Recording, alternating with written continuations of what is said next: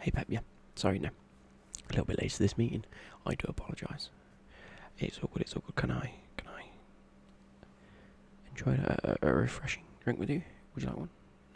No worries. Yeah. Well, as discussed in the email, you want a bit more of a laid back sort of approach, just more of a chit chat. Yeah. Well, it's nice to meet you anyway. Thank you very much. Yeah.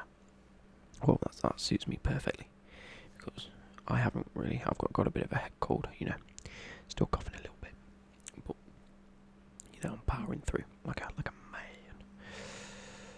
Yeah. So you sent us a bit of a portfolio, as does most of our other clients, and we've had a bit of a look at it, and being Man City, there's two ways that you can really look at this. I apologise. No worries. And we can look at it as far sort of like a young youth sort of perspective. You've got such a squad depth at the minute. There's no real need to splash the cash, as it were. But at the same time, there are a few elements, especially this season, that have been put forward that maybe aren't all as they seem. If that makes any sense. It does. Okay. So,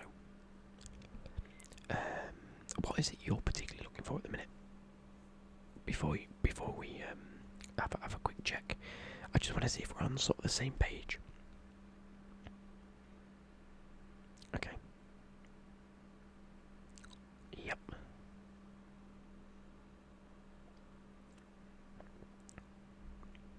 Yeah. Okay. Well, yeah, that's pretty much what we've sort of discussed. Me and Mark. Yeah, he's one of my best friends. No, I don't actually like him. It's just, it does a good job. Ish. But yeah, we've come up with three sort of different players. If it were, it's not often we have different sort of players approach. Our sort of scouting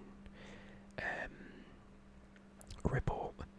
We usually go with a specific set or a specific sort of philosophy around a player, whether it's they need top quality players, so getting the best players you can find, or it's a case of go really cheap and try and find sort of little hidden gems. But with this, we've got three different players in three different positions that suit three different sort of styles, if that makes sense. So yeah, should we get into it? Okay. So the first one we've got is Andre Lunin. He actually plays in the Spanish division. He's a very young goalkeeper. He's only 20 years of age. Now, the reason we brought him forward is because Edison is your first choice keeper. There's no doubt in that. Second choice Brazilian keeper, only behind Alisson, who's had, as you probably agree, one of the best seasons of his life last season. He started just as well this season. Yeah. Okay. However, as a backup keeper, you've got Claudio Bravo, who, lo and behold, is a very, very good player. We're not saying he isn't, but he is aging. He's getting a bit older. Being a second-choice goalkeeper may not be his sort of priority at the minute. He might be looking to get more first-team football, or settling down into that sort of, maybe play for a mid-league team. So someone like Andre Lunin can come in at a young age, spend the next maybe 4 to 5 years under the authority of both you and Edison, learning all the different sort of styles of being a goalkeeper. Currently he's quite, I won't say one-dimensional, but is a bit of a blank canvas. Sorry, I sort of forgot where we were. Anyway, it's a bit of a blank canvas. You can, as I know from previous experience, it's been talked about a lot. You like any sort of footballer that's good with the ball at their feet, whether it's a defender, whether it's a goalkeeper. And what we've seen of Andre Lunin so far is he's very, very good with the ball at his feet. He's very composed, and I think that pays dividends to both his goalkeeping and his footballing ability. So he's very similar to Edison in the sense that a great goalkeeper good with the ball at his feet, great vision, great passing ability, as well as being able to do everything you want a goalkeeper to do. So I think he might progressed really, really well under Edison. So is he a player that you'd really like to think about? Yeah, okay, no worries. Okay, so I can make a note of this.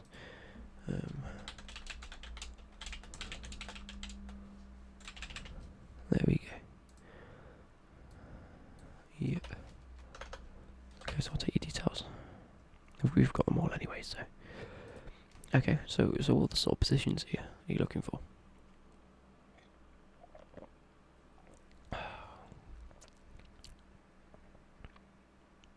Okay.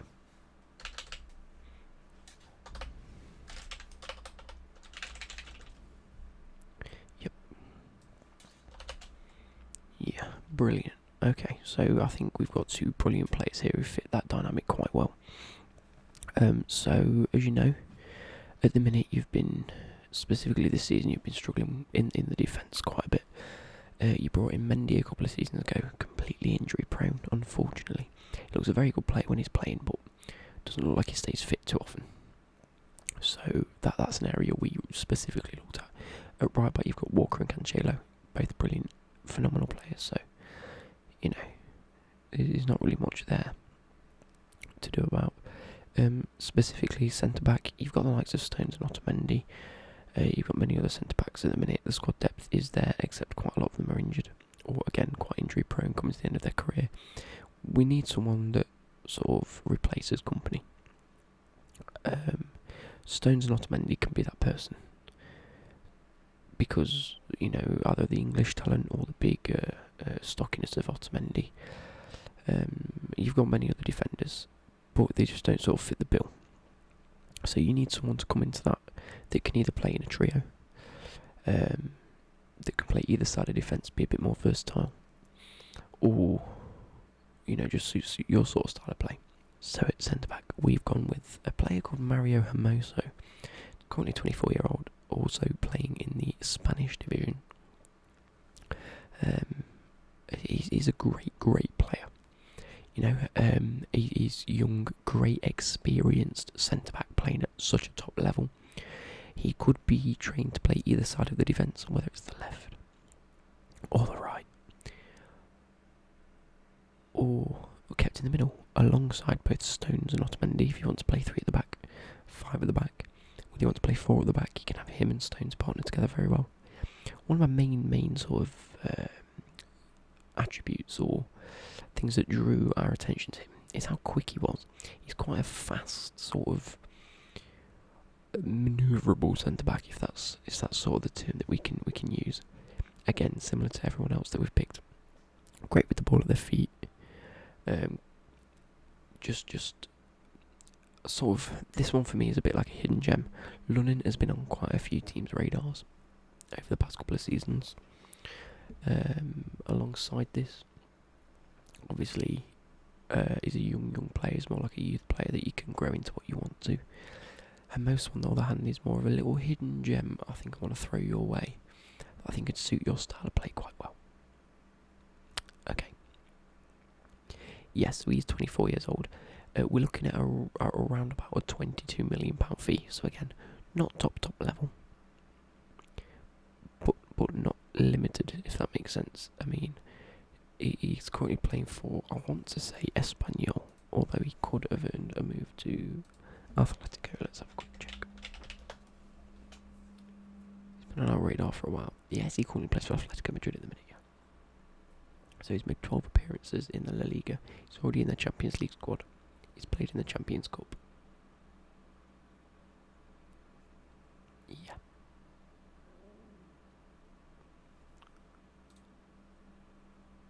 Yeah, so he's very tall. He's 1.84 metres high. Tall. And he is marked, he's still 22. He's looking like an absolute threat. So yeah. If he's someone, yeah, maybe towards the end of this year, yeah, that's okay. End of the season transfer, I'll make a note of that. And alongside that, I just want to make a note of the fact that he transferred at the start of this season.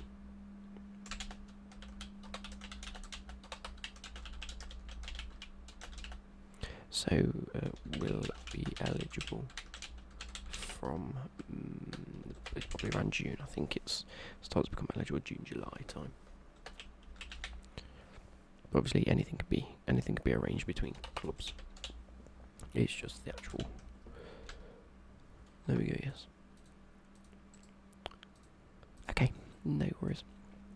So as we've said, we've gone for a young youth prospect that you can really build into your own, sort of a hidden gem that has been obviously picked up by Atletico at the start of this season, and really a player that's beginning to prove himself. So you might want to grab him before he becomes like a staple of Atletico Madrid. You know. Yeah. So, as we've said, that's a centre back that you can train to play either side if need to be, or as a standalone centre back, alongside obviously Stones or Otamendi. This one, apologies, yes, no, I forgot to mention. So we discussed Mario Hermoso's transfer fee or transfer market value. I think that's a thing that a lot of people get a bit confused. I'm not suggesting that this is how much the player will cost. This is a rough estimate as given to me by the transfer market itself. He is currently valued at €22.5 million pounds. Sorry. So to put this into perspective, he was valued at 1.3 million the 1st of January 2018, and then the 1st of January 2019 he was valued at 20 million, and now a whole year later, so we're almost on 2020, he's valued at 22. So his value's sort of shot up over the past 2 years. He's made his move, and I think this could be one of those where you pick him up just before he spikes again, you know what I mean? So pick him up while it's cheap, his value will rise in price. Again, still a very young centre-back at 24, it's not particularly, it's not an old age, is it? Still got a good 8 to 10 years of playing time. Yeah. So we forgot to discuss specifically Andrew Lunin's market value. And let me just, sorry, I've googled this and the video started playing. So yeah, okay. So Lunin, his market value is only around 7 million, which is why I think he's a great snap. You could probably at this moment in time at the end of the season, you could sell Claudio Bravo for around anywhere between 5 to 10 million. Let's take a look at Bravo.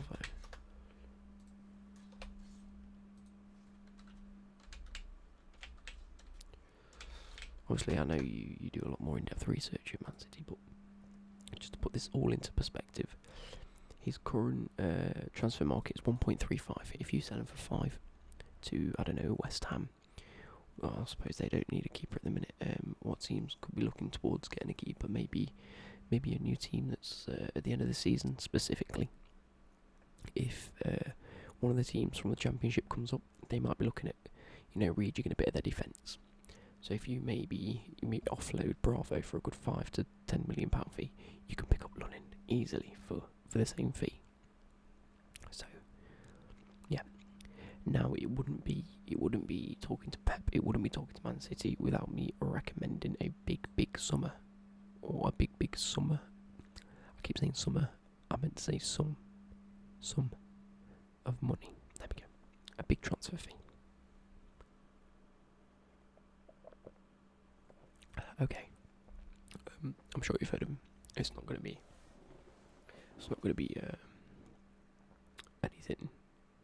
anything you haven't heard before. But Lucas Hernandez, currently playing for Bayern Munich. Yes, he's currently injured. But when he did play, and obviously coming from Real Madrid, he had a very good, he's got a very good career ahead of him. Yeah, so he's fast, strong. He's a very commanding sort of, almost bullying player.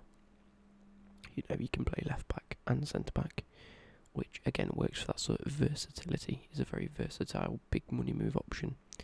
You've got the likes of Mendy who plays left back. What we see for your system is there's a lot of players that can play one position, which is brilliant. They know their roles, but when it comes to having maybe a little bit of an injury crisis like we're seeing at the minute, do tend to see some players not entirely sure what to do. You've had to put Fernandinho in centre back once or twice. Whether that's helped or not helped your performances is any old. I mean, you're Man City, you're performing well enough, you're second in the league. There's just that extra step, there's extra versatility that we think you could do with. So having someone that can play left back, centre back, even right back is a very good option. Great for versatility, but again could demand a very, very large fee. That's the only issue. So his actual market value is 65 million, which I think, if we're going based on this, then clubs would normally ask for more. But I don't think he's really worth 65 million in today's market, especially at the age of 23 and from the Bundesliga, currently injured. If you maybe offer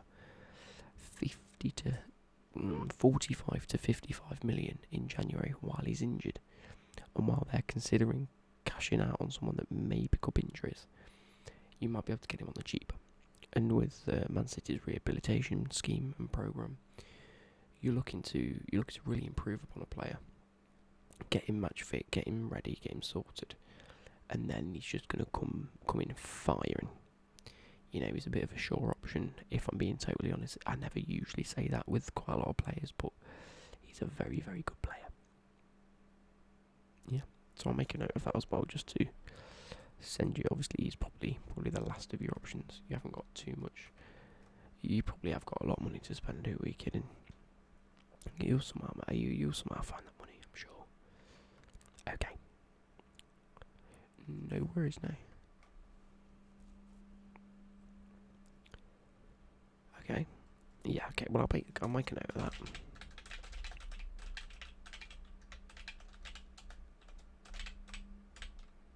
Yep.